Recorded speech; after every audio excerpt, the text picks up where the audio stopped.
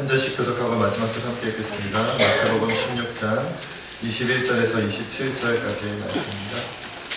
이때로부터 예수 그리스도께서 자기가 예루살렘에 올라가 장로들과 대제사장들과 서기관들에게 많은 고난을 받고 죽임을 당하고 제3일에 살아나야 할 것을 제자들에게 비로소 나타내시니 베드로가 예수를 붙들고 변하였는데 주여 우리하옵소서 이 일이 결코 주에게 미치지 아니하리라. 예수께서 돌이키시며 베드로에게 이르시되 사탄아 내 뒤로 물러가라. 너는 나를 넘어지게 하는 자로다. 내가 하나님의 일을 생각하지 아니하고 도리어 사람의 일을 생각하는도다 하시고 이에 예수께서 제자들에게 이르시되 누구든지 나를 따라오려거든 자기를 부인하고 자기 십자가를 지고 나를 따를 것이니라. 누구든지 제 목숨을 구원하고자 하면 잃을 것이요 누구든지 나를 위하여 제 목숨을 잃으면 찾으리라. 사람이 만일 온 천하를 얻어도 제 목숨을 잃으면 무엇이 유익하리요. 사람이 무엇을 주고 제 목숨과 바꾸겠느냐. 인자가 아버지의 영광으로 그 천사들과 함께 오리니 그때 각 사람이 행한 대로 갚으리라. 아멘. 기도하겠습니다. 하나님, 오늘도 참으로 연약하고 부족한 자가 오직 주의 은혜로 하나님의 말씀을 전합니다. 이 진리의 말씀 힘있고 능력 있게 전할 수 있도록 성령께서 충만히 역사하여 주옵소서. 듣고 잊어버리는 말씀이 아니라 이 말씀 하나하나가 우리 심령 골수를 쪼개며 마음판에 새겨져 우리의 인생을 변화시키고 하나님께 귀한 열매 드리는 그런 살아있는 말씀 되게 하여 주옵소서. 모든 것 주님께 맡겼고 감사하며 우리 주 예수님의 이름으로 간절히 기도하옵나이다. 오늘 본문 말씀은 요즘 제가 아주 푹 빠져 있는 말씀입니다. 아시는 것처럼 배경을 조금 설명하자면 빌립보 가이사랴 지방에서 예수님께서 이제 제자들에게 사람들이 나를 누구라고 하느냐라고 물어보는 장면으로 시작돼서 베드로가 신앙 고백하는 그런 내용이 있었죠. 주는 그리스도시요 살아계신 하나님의 아들이십니다라고 고백을 하지요. 그 다음에 이어진 말씀이 오늘 본문에 있는 말씀들입니다. 베드로의 신앙 고백을 듣고 나서 이제 3년 동안 나를 쫓아다닌 예수님의 제자들에게 이제는 가르칠 수 있다 해서 전하신 말씀이 십자가입니다. 나는 이제 예루살렘에 가면 십자가에 매달려 고난받고 죽임당하였다가 3일 만에 부활할 것이다. 이것을 이제 가르쳐 주시죠. 그러면서 뭐라고 말씀하시냐면 나 예수만 십자가를 지고 고난받다 죽는 게 아니라 누구든지 나를 따라오려거든 자기를 부인하고 자기 십자가를 지고 나를 따라와야 된다. 이 말은 뭐예요? 나만 죽는 게 아니라 너희도 죽어야 돼, 이 얘기죠. 그리고 또 뭐라고 말씀하시면 누구든지 제 목숨을 구원하고자 하면 잃고 누구든지 예수님을 위하여 목숨을 잃으려고 하면 오히려 목숨을 찾는다. 이것이 예수님의 말씀이었어요. 3년 동안 예수님을 쫓아다닌 제자들에게 하고 싶었는데 못한 말씀, 정말 제일 하고 싶었던 말씀. 마치 그쵸? 밀당하는 것처럼 요즘 이제 썸 탄다 그러잖아요. 아시나요? 제가 너무 어려운 전문 용어를 얘기해가지고 못 알아들으실까 걱정이 됩니다만은 남자가 여자에게 호감이 있거나 여자가 남자에게 호감이 있는데 사귀시다, 우리 만납시다, 결혼합시다 이 말은 못하고 뭐 하는 거예요? 여기 썸을 못 알아들을까봐 지금 얘기하고 있는 거잖아요. 뭔가 기회를 만들어서 고백을 해야 되는데 얘기를 못하고 그냥 계속 있는 거죠. 몇 년 동안? 3년 동안. 예수님이 얼마나 십자가 얘기를 하고 싶었을까요? 제자들아 너희도 십자가를 짊어져야 돼, 이 얘기를 얼마나 하고 싶었을까요? 근데 3년 동안 딴 얘기를 하신 거예요. 십자가를 이해하게 하기 위하여 예수님의 사역이 무엇이며 예수님이 도대체 왜 왔는지를 설명하고 싶어서 3년 동안 먹고 마시고 그 제자들과 함께 동고동락하면서 기다리고요. 저도 이렇게 오늘 스승해 드립니다만 아동부 아이들, 우리 청소년부 아이들, 우리 청년들 하고 있으면 하고 싶은 얘기가 있잖아요. 꼭 하고 싶은 얘기. 이거는 정말 하나님의 말씀 가운데서도 이건 정말 꼭 우선순위를 전해야 되는데 준비가 안 된 사람한테 전하면 뭐 받아요? 시험 들어요. 부담 느껴요. 교회만 오면 막 죽으라 그러고 말이지. 교회 오면 십자가 지라 그러고 막 부인하라 그러고 막 뭐 어떻게 해요? 교회 오면 죽는 건가요? 부담감을 느낄까봐 말 못하는 거예요. 그냥 교회 오면 놀아줄게. 교회 오면 먹을래? 교회 오면 어떻게 해줄까? 그것만 그냥 오로지 하고 싶은 말은 있지만, 정말 전해야 할 말은 있지만 못하고 있다가 예수님께서 3년 동안 이제 얼마나 예수님 마음이 이제 막 긴장이 되셨겠어요. 여러분 생각해보세요. 이제 예루살렘에 가서 이제 붙잡혀가지고 심판받고 재판받고 어떻게 돼요? 십자가에 죽임당하시는 거예요. 제자들과 이 땅에서 있을 수 있는 시간이 점점 줄어들어요. 3년이 있었지만 이제 3년 다 보냈어요. 이제 마지막 순간으로 가고 있어요. 그러니까 더 이상 말 못하면 안 돼요. 해야 돼요. 말했다. 그런데 문제는 뭐예요? 제자들에게 너 죽어라, 너 십자가 져라 그랬다가 시험 들어서 12명이 다 도망가면 어떻게 해요? 열심히 설명하고 났더니만 밤중에 제자들이 다 도망가. 예수님 혼자 예루살렘 가야 돼. 그러면 안 되잖아요. 3년 동안의 그 사역이 있었는데 얼마나 떨렸을까요? 그래서 물어보신 거예요. 사람들이 나를 누구라고 하느냐? 제자들아, 너희는 나를 누구라고 하느냐? 너희는 내가 누군지 좀 아니? 내가 이 땅에 왜 왔는지 좀 아니? 그거 물어본 거죠. 그런데 다행스럽게도 베드로가 고백을 하는 거죠. 주는 그리스도십니다. 구원자입니다. 주는 살아계신 하나님의 아들입니다. 하나님의 아들입니다. 제대로 고백을 3년 동안 가르친 게 헛되지 않았구나. 그래서 기뻐서 전하는 거예요. 그래! 그러면 내가 예수님, 난 예수가 구원자니까 난 하나님의 아들인데 왜 왔냐면 인간의 죄를 씻기 위하여 십자가에 달려 고난받다가 죽임당하여 그들의 죄를 씻고 그리고 끝난 것이면 3일 만에 부활해서 부활의 소망이 되려고 왔다. 누군지 고백한 것 같이 좋았는데 베드로가 안 됩니다. 이런 일이 결코 예수님께 일어나면 안 됩니다라고 초를 치워버리죠. 예수님의 마음을 다시 안타깝게 만들어서 사탄아 내 뒤로 물러가라, 너는 나를 넘어지게 하는 자다. 하나님의 일을 생각 안 하고 사람의 일만 생각한다고 책망받는 데까지 가신 거예요. 사실은 예수님께서 십자가 고난을 얘기한 다음에 무슨 말씀을 바로 이었어야 하냐면 너희도 자기를 부인하고 자기 십자가를 지고 나를 쫓아와야 돼, 이 얘기를 바로 하고 싶었는데 베드로가 안 된다고 먼저 얘기를 해버린 거죠. 이 말은 뭐예요? 예수님이 죽으면 안 됩니다라고 얘기한 걸까요? 아니요. 스승님이 죽으면 우린 어떻게 해요? 이 얘기지. 우리가 손해보잖아요. 이 얘기거든요. 베드로가 예수님이 누군지를 정확하게 알았기 때문에 쫓아다니면서 거기서 떨어지는 콩고물 얻어먹으려고 했는데, 그런데 그 콩고물이 떨어지기도 전에 예수님이 죽어버리면, 스승님이 죽어버리면 우리는 3년 동안 쫓아다니고 내 모든 전 재산을 다 놓고 말이죠. 배도 버리고 그물도 버리고 부모님 가족도 다 버리고 예수님 쫓아가서 뭔가 얻을 줄 알았는데 여기서 죽어버리면 우리는 어떻게 해요? 그리고 우리도 죽으라고요? 이 얘기잖아요.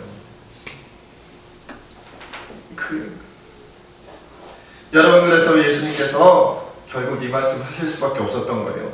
천하를 얻고도 목숨을 잃으면 무슨 의미가 있느냐?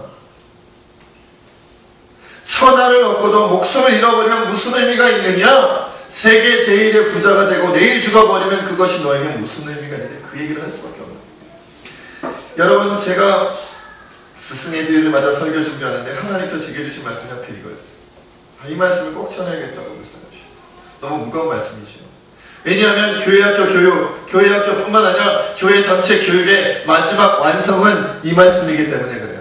누구든지 예수님을 따라가려거든 자기를 부인하고 자기 십자가를 지고 예수님을 쫓아가야 된다. 그리고 마지막 명령이 뭐예요? 너희는 가서 모든 민족으로 제자를 삼아 아버지와 아들과 성령의 이름으로 세례를 주고 내가 너에게 분부한 모든 것을 가르쳐 지키게 하라. 보라, 세상 끝날까지 내가 너희와 항상 함께 있으리라는 이 말씀이 마지막 명령이다. 그러니까 모든 교회학교 교육뿐만 아니라 유치부, 아동부, 중고등부, 청년부가 아니라 작년뿐만 아니라 노년에 이르기까지 모든 교회의 마지막 그리스도에서 완성은 이 말씀이에요. 마지막 명령은 땅끝까지예요. 그런데 문제는 뭐냐? 이걸 교육할 수 있느냐가 문제죠. 여러분, 요즘 얼마 전에 제가 말씀드렸습니다. 어린이 주일날 말씀드린 것 같아요. 7포 세대 말씀드렸죠. 7가지를 포기하고 살아간다. 연애를 포기했다. 결혼을 포기했다. 출산을 포기했다. 인간관계를 포기했다. 내 집 마련을 포기했고 희망을 포기했고 꿈을 포기했다. 다 포기하고 사는 거예요. 그럼 어떻게 살라는 얘기예요? 하루 벌어 하루 먹고 살겠다는 거예요. 가정도 일구지 않고 그냥 나 혼자 그냥 꾸역꾸역 살다 죽겠다는 거예요. 그런 세대가 지금 오고 있어요. 그런 세대가 멀리 있는 게 아니라 지금 청년들이 7포 세대고요. 중고등부 청소년들이 7포 세대고요. 아동부가 7포 세대고 유치부가 7포 세대예요. 아니요. 제 생각에 아동부나 유치부쯤 되면 9포 세대, 10포 세대, 100포 세대가 있어요. 이럴지도 몰라요. 나중에는 살기를 포기하는 세대가 올지도 몰라요. 부모님 왜 나를 이 험한 땅에 낳아서 나 이렇게 괴롭힙니까? 그냥 나를 낳지 마시지. 그런 다 포기하는 세대가 올지도 모른다. 그게 대한민국의 현실이에요. 그런 아이들을 교육하는 것이 지금 오늘날의 교회 학교다. 그리고 우리나라가 이제는 고령화 사회를 넘어서 전 세계에서 가장 빠른 속도로 초고령화 사회가 되어가고 있어요. 7포 세대가 될 수밖에 없었던 이유, 여러 가지 다른 이유가 있지만 이제는 먹여 살리는 사람들보다 먹여 살림을 받아야 되는 고령화된, 초고령화된 분들이 많다 보니까, 점점 많아지다 보니까 청년들이 자기 인생을 챙길 틈이 없는 거예요. 이 나라 유지하기도 어려운 세대가 자꾸자꾸 되어가고 있다는 거죠. 뿐만 아니죠. 우리나라는 저 북한과 지금 대치하고 있어요. 휴전 중이다. 전쟁이 끝난 게 아니다라는 거예요. 중국이라든지 미국이라든지 일본이라든지 이러한 강대국들의 눈치를 봐야 되는 게 우리나라의 형편이죠. 게다가 지금은 이슬람 세력들이 강력하게 도전해 오고 있어요. 2020년을 대한민국 이슬람 선교의 아주 중요한 날로 삼고 2020년을 향해 달려가고 있단 말이죠. 한국교회가 여기저기서 욕을 먹고 여기저기서 비판을 받으면서 한국교회 전체가 위기를 맞닥뜨리고 있어요. 바로 이 시대에 우리가 교회학교 아이들을 교육하고 있는 거예요. 아동부들에게 예수님 믿고 살으라고 얘기하고 있고, 청소년들에게, 청년들에게 예수님만이 구원자다. 예수님을 믿으면 우리가 이 땅에서 잘 살 수 있다고 그렇게 가르치면서 살아가고 있다. 이게 현실적으로 가능할까요? 제가 볼 땐 불가능에 가깝습니다. 교회에서 얘기하는 것과 사회에서 얘기하는 건 완전히 다릅니다. 아동부 아이들도 초등학교 다니면서, 중학교 다니면서, 고등학교, 대학교, 사회생활하면서 교회에서 얘기하는 건 지킬 수가 없다. 성경 말씀대로 살 수 없다라고 마음에 이미 확인을 하고 교회 와서 예배 드립니다. 목사님은 원래 저런 말씀 하는 거야. 그치, 영아야? 네. 네? 내를 두 번 한 건 뭐지? 여러분, 벌써 아동부야 저학년들은 잘 모른다. 저도 고학년만 돼도요, 중학생만 되고 고등학생 청년들만 되어도요, 목사님은 원래 저런 말씀하시지만 현실은 달라 이러고 생각하면서 삽니다. 사회생활 취업하고 직장생활 하면요, 벌써 목사님들은 원래 저러셔, 우리는 그렇게 못 살아 이러고 삽니다. 그러나 주님은 뭐라고 말씀하시냐면, 누구든지 제 목숨을 구원하고자 하면 잃을 것이고 누구든지 나를 위하여 제 목숨을 잃으면 찾을 것인데 5천하를 얻고도 제 목숨을 잃으면 무엇이 유익하냐고 말씀하셨어요. 우리가 선택할 수 있는 문제가 아니다라는 거예요. 이것과 저것이 있는데 둘 중에 하나, 열심히 믿는 신앙생활과 적당히 믿는 신앙생활이 있는데 둘 중에 내가 선택해도 그래도 괜찮아 라고 주님은 말씀하신 적이 없어요. 대충 믿을 수 없단다 라고 말씀하셨지. 적당히 믿을 수 없단다 라고 말씀하셨지. 적당히 살 수 없단다 라고 말씀하셨지. 만약 선택권이 있다면 그러면 그래도 다행입니다. 그럴 수 없다. 우리도 힘든데 점점 더 힘든 상황 속에서 자라나고 있는 우리 아이들을 키우는 교회학교 선생님들, 말 그대로 이 시대의 십자가를 지는 그런 상황이 아닐까 생각합니다.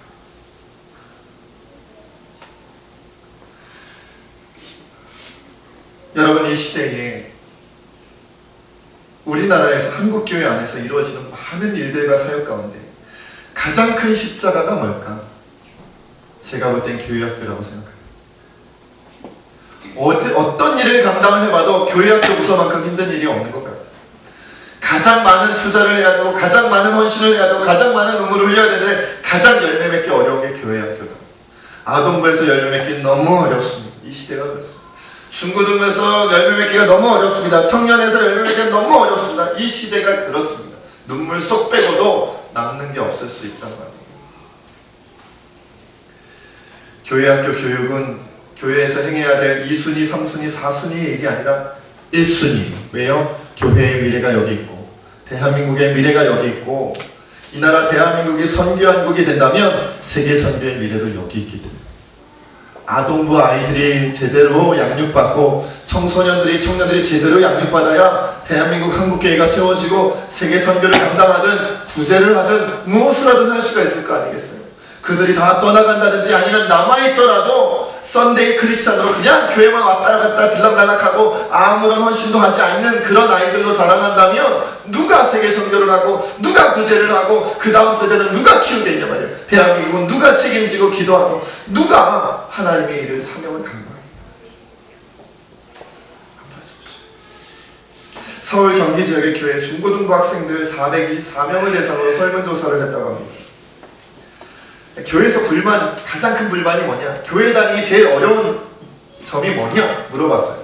1위가 뭘까요? 1위가 이건 아이들이 대답한 겁니다. 제 얘기가 아닙니다. 늘 두려운 마음으로 조사 발표를 얘기합니다. 1위가 42.9%, 거의 절반이죠. 교회 어른들이 권위적이다. 어른들이 무섭다. 그래서 교육이 싫다. 그게 42%, 42%. 어마어마한 비율입니다. 두 번째가 34%인데 이것도 어마어마하게 크네요. 여가를 즐길 만한 시설이나 공간이 없다. 말하자면 교회에서 쉴 곳이, 교회에서 놀 곳이 없다는 거예요. 교회 오면 맨날 감시받고 정자세로 있어야 되고 막 뭐 바른 생활 해야 되고 교회 가면 이것 지적당하고 저것 지적당하고 한다. 그래서 교육이 싫다는 거예요. 두 가지를 합치면 몇 퍼센트가 돼요? 76%, 77%가 돼요. 한마디로 애들이 교회 오면 힘들어서 못 있겠다는 거예요. 힘들어서. 여러분, 아동부 애들, 중고등부 애들, 청년들이 한번 교회를 휩쓸고 가면 저도 압니다. 휴지, 쓰레기 여기저기 다 널려 있고요. 교회에 줄 맞춰놓은 의자 다 삐뚤빼뚤 해놓고요. 그냥 엉망을 만들어 놓죠. 교회 기물들 잘 파손하죠. 지난번에는 누구라고 말은 안 하겠습니다만은 중고등부 몇 명 아이들이 우리 교회 문을 다 박살을 내가지고 그런 적도 있었지요. 모르셨어요? 은혜로 넘어가십니다. 그래서 어쩌라고요?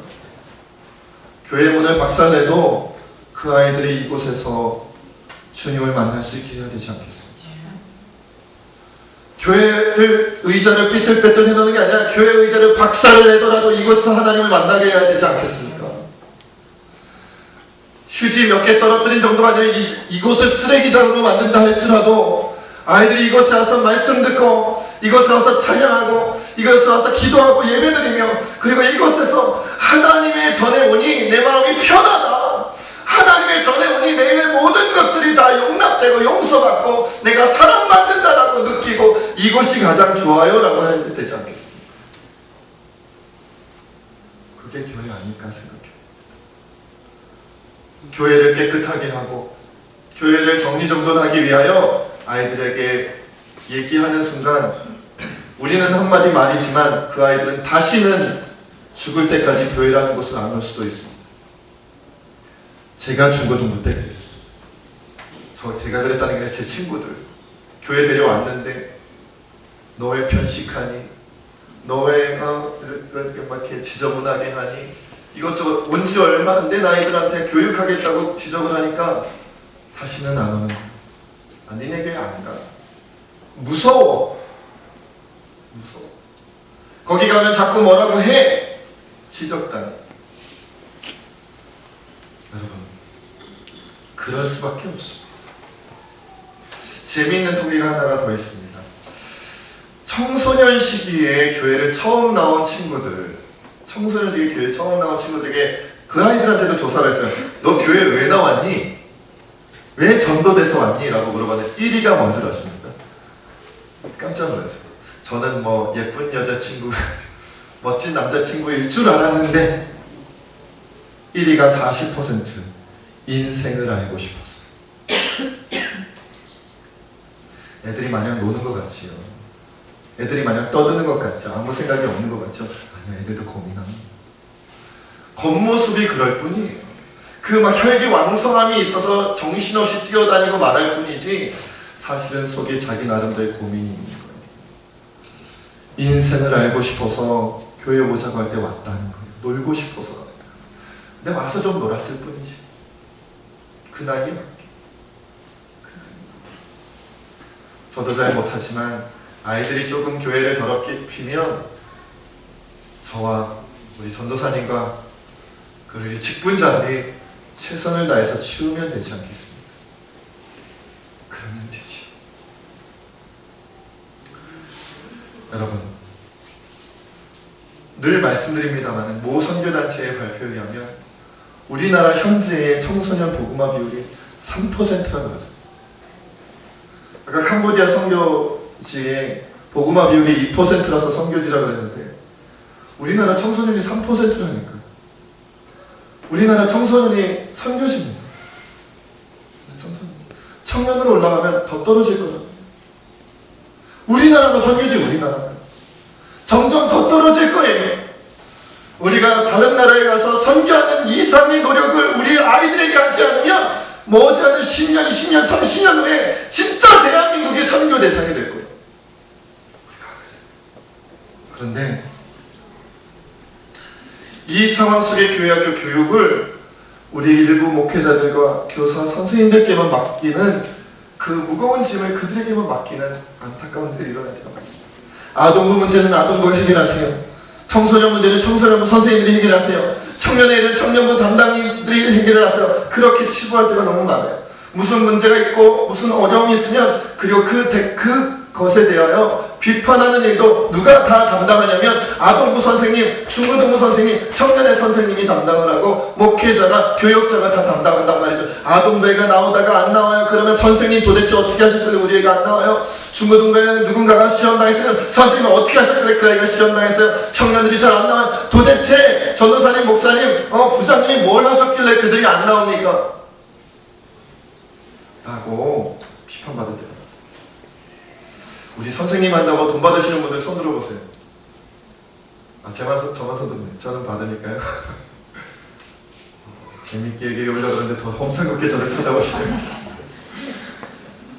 아무도 돈 받지 않으세요. 그리고 칭찬도 많이 받지 않으세요. 좀처럼 격려해 주시는 분들도 많지 않으세요. 오늘 무명으로 선생님들께 허물하신 분들께 제가 너무 감사해요. 너무 감사해요. 우리 선생님들, 저도 제가 중고등부 예배 때마다 선생님들 대표 기도하시면서 청소년부에서 눈물을 흘리시는 거 정말 많이 봐요. 우리 아이들 누구누구 딱 얘기하고 주르륵 눈물 흘리시고 목이 메이시고 하나님, 우리 누군가가 예배 드려야 되는데 오늘 못 왔습니다. 오늘 누구누구에게 연락했는데 연락이 안 됩니다. 그리고는 주르륵 눈물을. 우리가 부족해서 아이들을 살리지 못하고 있을 주님 용서하시고 그 아이들 살려달라고 눈물을 흘리며 기도하는 선생님들의 기도를 제가 한두 번 듣는 게 아니에요. 아동부도 마찬가지일 겁니다. 청년에도 마찬가지겠지. 우리에게 1년 아동부 중고등부 예산이 턱없이 부족하게, 청년에는 아예 예산이 없기에 선생님들이 자비량으로 털어서 다 간다는 걸 제가 잘 알고 있습니다. 우리 새생기는 복받은 교회입니다. 이런 선생님들 흔치 않습니다. 그런데 제가 안타까운 건 저렇게 수고하고 애쓰시다가 혹시라도 낙심하시거나 지치실까봐 그게 걱정입니다.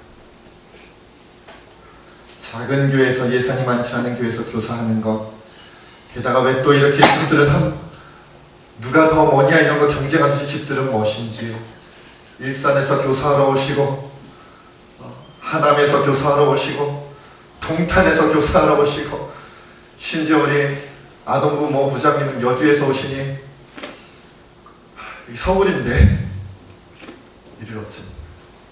우리 전사님은 인천에서 오시고 그러면 집이 가까운 분은 좋으시냐?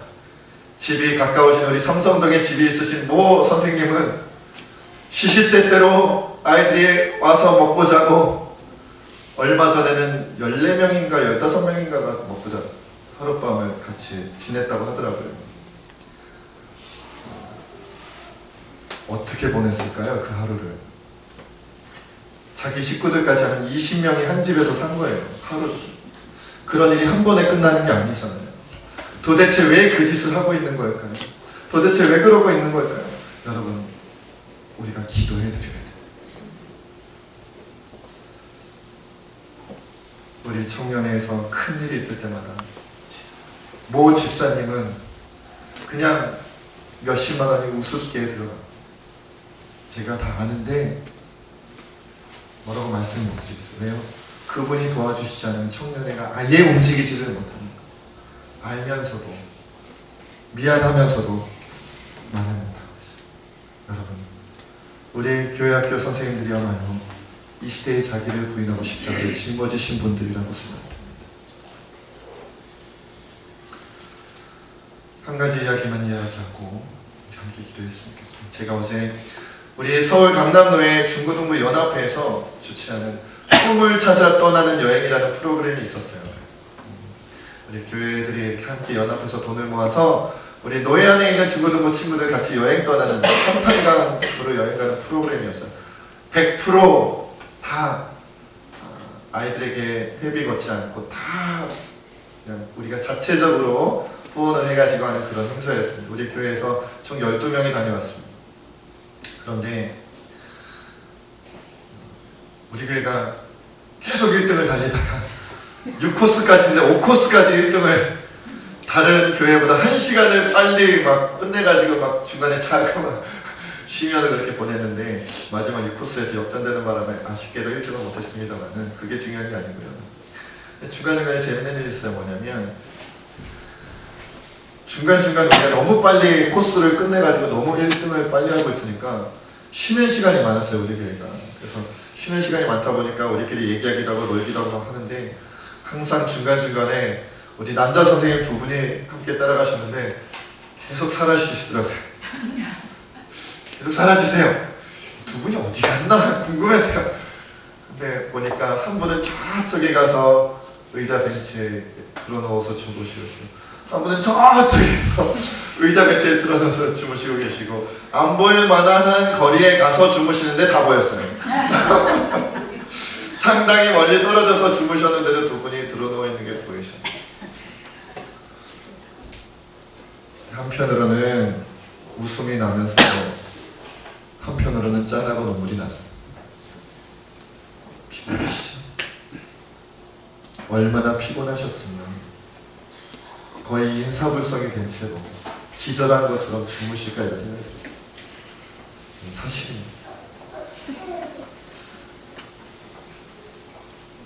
아무도 저분들에게 교사하지 않으면 가만두지 않겠다고 협박하지 않았습니다. 마음만 먹으면 얼마든지 교사 그만두실 수도 있었습니다. 아마 거의 그 말이 딱 나오기 일보 직전까지 가셨을 거예요. 이제 도저히 더 힘들어서 너무 힘들어서 더 이상 교사 선생님 할 수가 없습니다라고 얘기하실 만한 그런 분위기를 제가 여러 번 느꼈습니다. 그런데도 마지막 순간 저분들이 우리 아이들을 내려놓지 않으셨습니다. 저는 그래서 너무 감사합니다. 여러분 이 시간 우리 선생님들 위해서 함께 기도했으면 좋겠습니다. 주님이 말씀하십니다. 인자가 아버지의 영광으로 그 천사들과 함께 우리는 그때에 각 사람이 행한 대로 갚으리라. 우리가 모르는 사이에 눈물을 흘리고 그 몸에 병이 날 정도로 선생님의 직분을 감당하기 위하여 노심초사 뛰어다니고 있는 우리 교회학교 선생님들, 그리고 우리 전도사님들, 그리고 알게 모르게 우리 교회학교를 위해 수고가 있으시는 모든 성도님들, 우리 이 시간 그분들을 포기하지 않고 지치지 않도록 그분들을 위하여 함께 기도하며 이렇게 나갑시다. 기도합시다.